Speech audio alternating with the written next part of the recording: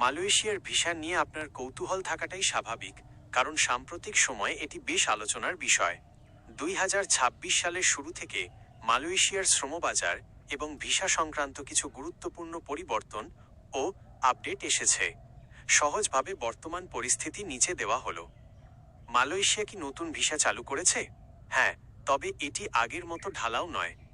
Malaysia সরকার 19 জানুয়ারি 2026 থেকে 31 March 2026 পর্যন্ত একটি বিশেষ সময়সীমা ঘোষণা করেছে। এই সময়ের মধ্যে মূলত 2025 সালের ঝুলে থাকা বা পেন্ডিং থাকা কোটার কর্মী নিয়োগের আবেদনগুলো গ্রহণ করা হবে। 2. কর্মী নিয়োগের নতুন শর্ত ও সম্ভাবনা। সীমিত নিয়োগ।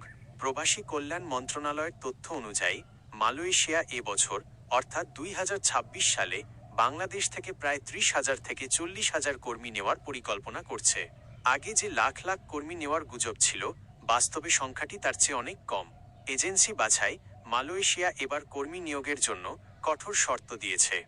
এখন থেকে কেবল সেই এজেন্সিগুলোই কর্মী পাঠাতে পারবে যাদের অন্তত 5 বছরের অভিজ্ঞতা এবং নিজস্ব 10,000 স্কোয়ার ফিটের অফিস ও ট্রেনিং সেন্টার আছে।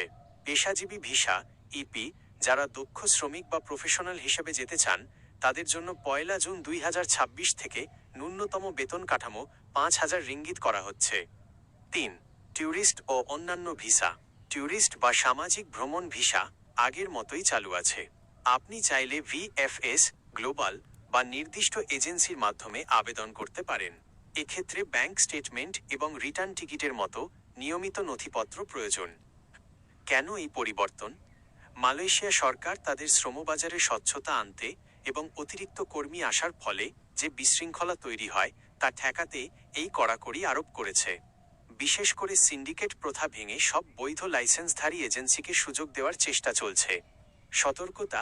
মালয়েশিয়ার ভিসা নিয়ে কোনো দালালের সাথে লেনদেনের আগে অবশ্যই বিএমইটি বা প্রবাসী কল্যাণ মন্ত্রণালয়ের ওয়েবসাইট থেকে যাচাই করে নিন, কারণ বর্তমানে কেবল নির্দিষ্ট কোটার অধীনেই নিয়োগ চলছে। আপনি কি কোনো নির্দিষ্ট কাজে বা স্টুডেন্ট ভিসায় যাওয়ার কথা ভাবছেন? জানালে আমি আবেদনের প্রক্রিয়া সম্পর্কে আরও বিস্তারিত বলতে পারবো।